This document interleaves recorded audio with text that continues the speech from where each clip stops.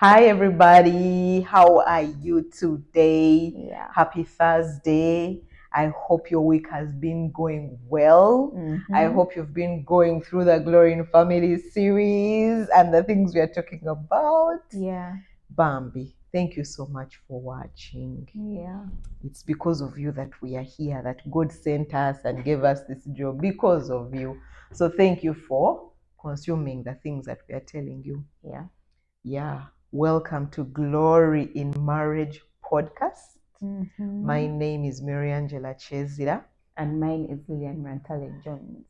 Yeah. So Lillian is back, guys. Lillian went away. No, I did. She's lying. I was here all alone. Left me. Anyway, we had a special guest, Peter Muhire. Shouts out to Peter Muhire. Hi. He obviously brought some balance to our podcast. The things that we have been talking about, marriage and vision and what marriage is, and he really brought balance. He brought the word. Being a man, he gave the man's perspective, and he was in agreement with everything we have been saying. And the deeper, meaning of the things that we've been talking about. Yeah. So thank you for watching. Now that we have watched all those videos, let us get into what we are talking about today. So now you've entered your marriage. Yay! Whoop, whoop. There's a phenomenon in this world that the first few years of marriage are like the clash of the titans. Yeah. You're butting heads. So everybody tells you, the first few years, mama, biri, get yourself to, tie yourself to. Yeah. Because it's going to be hard. That's what everyone tells you. It's going to be hard. It's going to be difficult. And that is the experience of most people. It's not like they're telling myths. Most people have a difficult time in the first few years of marriage because of so many things. I'm not going to get into those things. Yeah. What I want to talk about today is how to have a smooth transition. How can it be better? What should you focus on and what should you leave aside? Yeah. How do you have this joyful union with the person you chose for yourself? You chose them for yourself. They are now home with you, and he's public enemy number one, or she's public enemy number one. So we are going to share, me personally, because when my friend was telling me, man, the first few years of marriage, I didn't understand what she meant. And that doesn't mean my marriage was a walk in the park, roses and petals. I didn't understand that battle she was talking about because I didn't experience it. Yeah. Of course, I'll credit that to my amazing husband. I mean, shouts out Mr. Chezira. Anyway, he's like he helps, obviously. Yeah, he's Lord. the head. So Okay. he helped a lot because he's the head. Obviously, he directs how the home is going to go. But now I'm going to share what went on with me. Yeah. Because it's now when I look back, I can be like, okay, he had something to do with it. But at first I was like, man, I've done this thing. Yeah, right. So I'm going to share what I feel is important to focus on as a wife or a husband when you're new in marriage. There's something you need to know. It's called the emotional love tank. Yeah. Everybody has it. It doesn't matter whether you were raised by wolves. You have an emotional love tank. What is that? It is like water. Water has a place where it goes and you keep withdrawing. And if there's no more water, there's no more water. Yeah. So your emotional love tank is like that. There is a tank filled with love. And if there is no love, there is no love. And you have no ability to control that. Yeah. So before I let you speak, let me. You speak away. I feel like I can continue. Do you want to go away? I'm enjoying. You speak. I am just enjoying this. So Ephesians chapter 5, this is a man who did not get married, but all the marriage advice we have is from him. So Paul writes Ephesians and he says, wives, submit yourselves unto your own husbands as unto the Lord. For the husband is the head of the wife, even as Christ is the head of the church.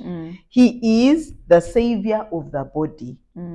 Woman, your husband is your savior. I won't stay there for long. Therefore, as the church is subject unto Christ, so the wife be subject to your own husband. In what? In Everything. That is the wife's part. Okay? Submit and subject. So, of course, those are English words. You'll be like, what does that even mean? In simple terms, put yourself under him and let yourself be at his mercy. Yes. For lack of a better word. Husbands, now it's husbands, love your wives. Even as Christ also loved the church and gave himself for it. We all know Jesus died. Yeah. For all of us. Yeah. We're not going to stay there for long. That he may sanctify and cleanse it with the washing of the water by the word, that he may present it to himself a glorious church, not having spot or wrinkle or any such thing, but that it should be holy and without blemish. So the husband is, in his love for you, he's supposed to be sanctifying you, cleaning you, removing the spots or the blemishes, that he may present you to himself as a worthy wife. Yeah. Now, for no man ever hated his own flesh, but nourisheth and cherisheth, even as the Lord the church. Okay, let me stop there. So the man's part even seems to be longer than the woman's part, but the women want to fight. So, okay, the emotional love tank of the wife is the man loving her and nourishing her with his word and cleaning her and making her as good for himself as he wants. He looks after her as well as he looks after his body. That's, as a wife, when your husband is doing this, you will feel loved and your emotional love tank will be filled. You will be able to love him back. As a wife, as a husband, when your wife is submitting herself to you, surrendering herself, when you're surrendering yourself to your husband, submitting and subjecting, not surrendering, subjecting, you are filling his emotional love tank. When one of you does these things, it will automatically trigger the other. Now, when you get into a marriage, this is what should be your number one focus. Wife, learn to submit. Husband, learn to love. That's the only battle you have as you enter your marriage. Yes. Wow. I feel like you should continue until that. Okay. So, I think what I want to talk about from that is women, we were made to be followers. So that means that if you enter your marriage, do not enter thinking that you are the one going to be followed. You are under someone now. You've left the single life. You've left the life where you can do anything you want. This is the life where you have to ask for permission for everything. We know that you're now a grown-up woman. You can you know how to make your own decisions. But at this particular point, you're now subject to someone. So that only, just that being a subject to someone makes you give your everything to them. And then in that way, you are supposed to be asking for everything. You're not independent now. You're under someone. You are someone's follower. Just as when you give birth, your children will be looking at you. So you're also supposed to be looking at the husband. So do not fight this. We are both equal thing. That doesn't work, because the moment you enter your marriage like this, that's why most of the times, as you've said, they say that the first years are hard because you're butting heads. This one believes in this one believes in this. So you will come everyone with their beliefs, and you'll be it will become like a bomb and then blasting all over the place, and you feel like this is the worst person. You don't understand your man. When you were not living with him, he was, loving, kind, understanding, but now he doesn't understand me. Oh my God. It's not because of that. It's because now you live together. When you start living with someone, may be a friend, you start learning that they actually have flaws. You get, they were not perfect as you saw them when you were just seeing them once or twice, or you were just leaving them on the weekends, then you go back home. Now it has changed. You're actually sleeping in the same bed every day with this person. You now know how they like all the able traits, because Wali, they can be patient and be like, it's only 2 days. I can handle this for 2 days. But now they can't hide it anymore. They have to show you their every character, whether good or bad. So that means that it is up to you and your heart to adjust in this, to know that, okay, every morning when you wake up, remember the routine. I'm now married. Close your eyes and know I am now someone's person. I am supposed to be taking care of this person. I am supposed to be doing this in this home. And then open your eyes. Voila, you're still there. And then remember, this is a man. This man is definitely going to tell you what to do. You get? Sometimes he's going to tell you, babe, or he will call you by name, or what? I need water in the bathroom. You get? And then you'll be like, don't get an attitude. Anyway, that's just an extreme example. But then they will need breakfast. So that means that you're not going to stay in bed when your husband is up. You get?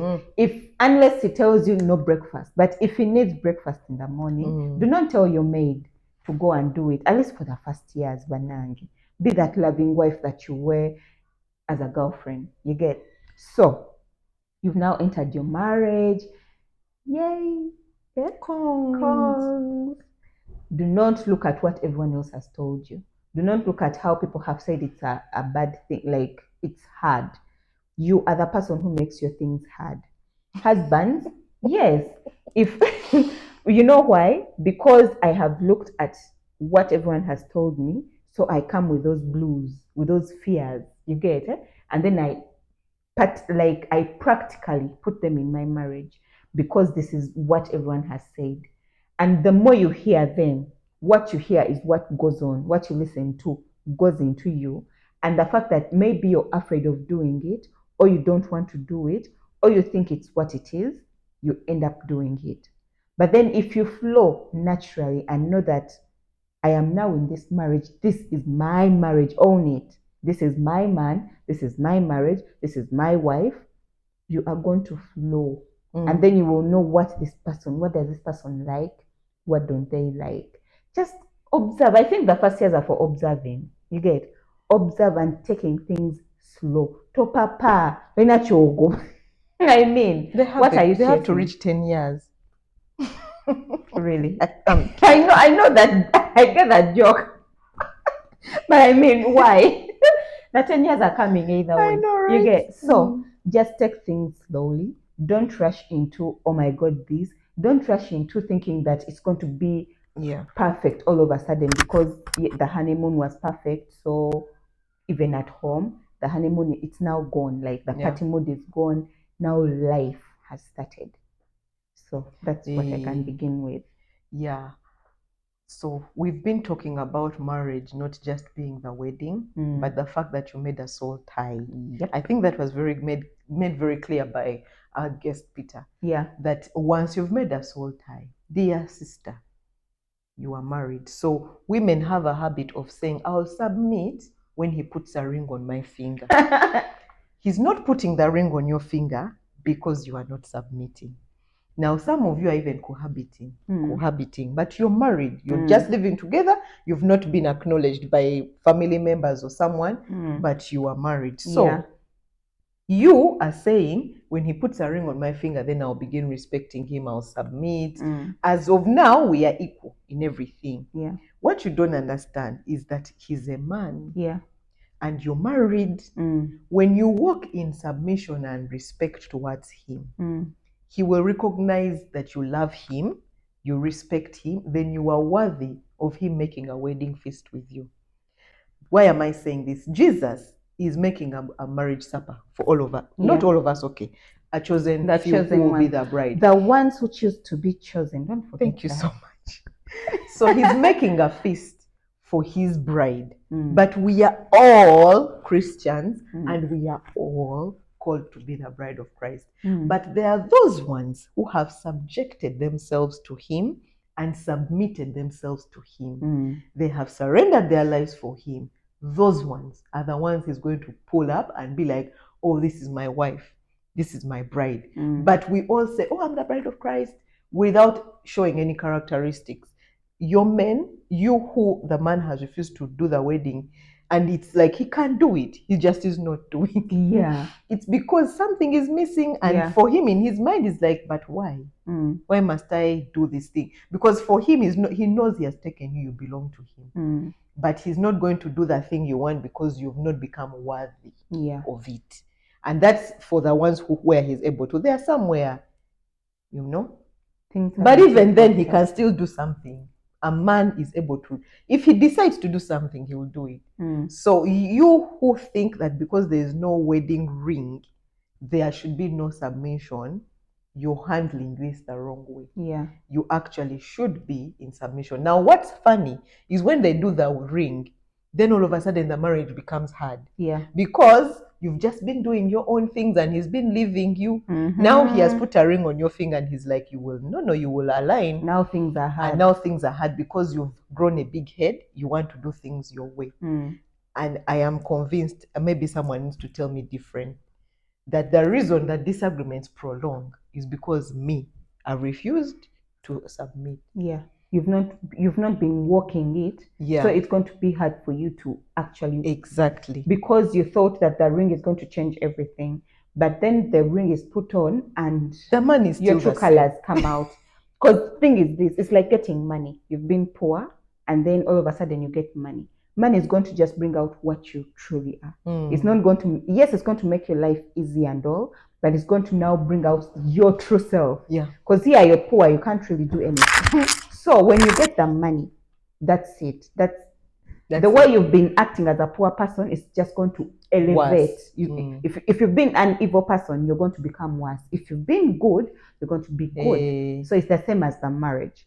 If you've been cohabiting, as you people call it, and you've not been doing what you're supposed to be doing, when they put a ring on the ring on your finger, trust me, you're not going to change, or he's not going to change. Because first of all, he's doing it because either you're like putting them on pressure, or okay, let's get married so that we can get the parents out of the way, or we have children, so let's do the right thing. Do the right thing. Kumbe, you have not been living as a responsible person. You're not going to be responsible overnight. You're not going to change overnight. If you have been still going to bars, you're going to miss that life because you've been living it until the wedding feast. I like that you called it a feast because back in the day, they used to call it feast. It's because they were feasting. These people feast and then others go and then you stay and then you, the C word, your marriage, consummate your marriage. But here, it's just a feast, my dears. Yes, you've feasted and yay, so what? If you've not consummated your marriage, you're not married. I'm repeating that. I know It's okay, keep doing, beat the drum until it gets tired. Right now, if you think that you do not have a ring on your finger and okay, I think when he puts the ring on my finger, then maybe I will do what, yes, I'll be responsible for everything. I'll submit to him. You will not. In fact, going to look at it like now he has paid for, the years I've been living with him, then you become entitled. You're not doing what you're supposed to be doing. Yeah. So that's how it is. What we are talking about is how to have a successful marriage from the beginning. Throw out everything. Just pick it up out of the window. Pick up Ephesians 5 and meditate on it day and night. When the man tells you today we are sleeping outside, pick up Ephesians 5. Wives, submit yourselves and your whatever he says. Go to Ephesians 5. Wives, submit whatever, because when you teach your brain, this is my head, I must do what he says, it is going to make things smooth for you. Yeah. And when he says that you are following him, there is nothing he will not do for you. I Yes. am telling you this. I can testify. There is not. If he doesn't do it for you, it's because he has no ability to. It's not because he doesn't want to. And as a husband, when you wash your wife with your words, Yeah. I like so much our guest before, he talked about telling your wife things. Yeah. Tell her what she needs to know. Tell her why you're doing what you're doing. Don't just expect her to pick up and follow you All the because time. she must.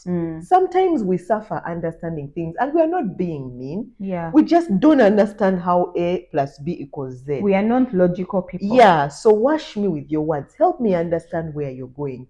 We are not evil. We actually want to help you. We want to do what you want to do. Sometimes we just want to understand. And when you tell me, it shows me you love me. Yeah. And then I will follow you because I feel safe. Yeah. I feel secure. You know I'm your partner. You're not treating me like a worker or a slave. And partner in the sense of I'm your helper, not partner in the sense of we are equal. Yeah. Partner in the sense of I am going to help you if you help me understand what exactly we are doing. Exactly. Like we need explanation. Men, your wife's heart belongs to you. It belongs to you until the moment you stop loving them. I'm being blunt here. We've always been blunt with women, but also men. Until the moment you stop loving your wife like this or doing the things that is like Ephesians 5 says, you're going to lose your wife. She might stay in your marriage, yes, because for her, she's being submissive, those kinds of things. But then her heart, watch out for the heart. The Proverbs 31 woman says that the heart of her husband trusts in her. It trusts in her because she gave him her heart. You get? So men also, as you're there, remember to also read Ephesians 5. Love your wife. We are receivers and we usually give what we receive. Yes. If you do not give me the love that I deserve, you're not going to get the respect that you need. It's a two-way street. It's like a conversation. You're conversing love, I'm conversing respect back to you. But then if I'm conversing respect and you're conversing this, we are not going to meet. You see this? So that's why the Bible put it there. Love and respect. And then voila.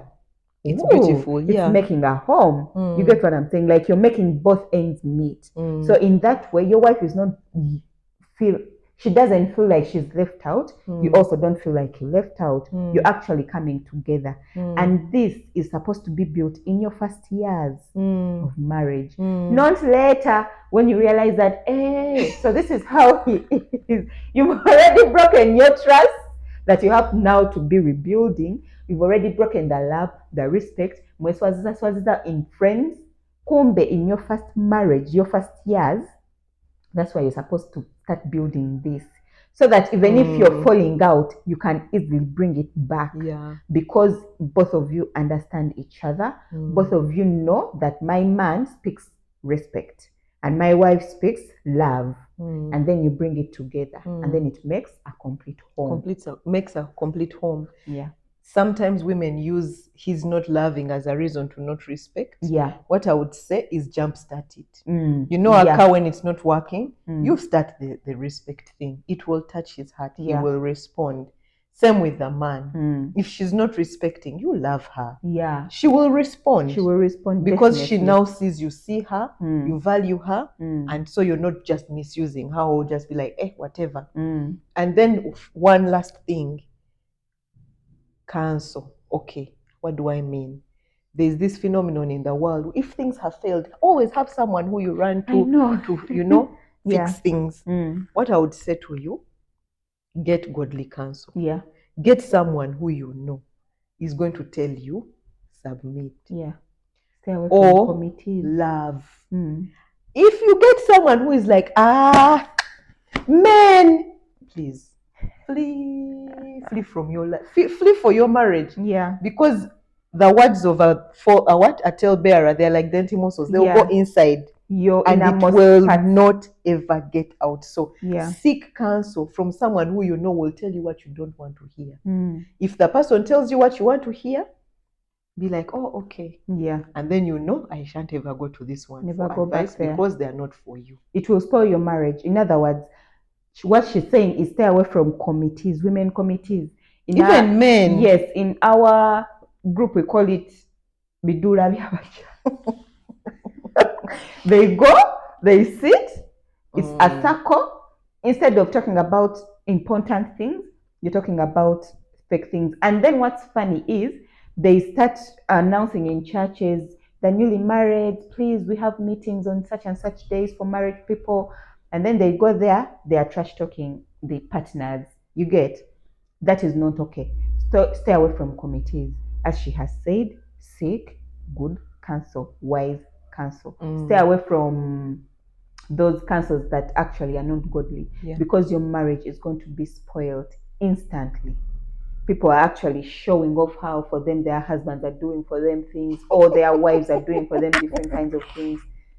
Stop that. If you feel like it's toxic for you, because sometimes it's not toxic, I can go and listen, but I know my man, however much he's not doing that, he loves me in a different way.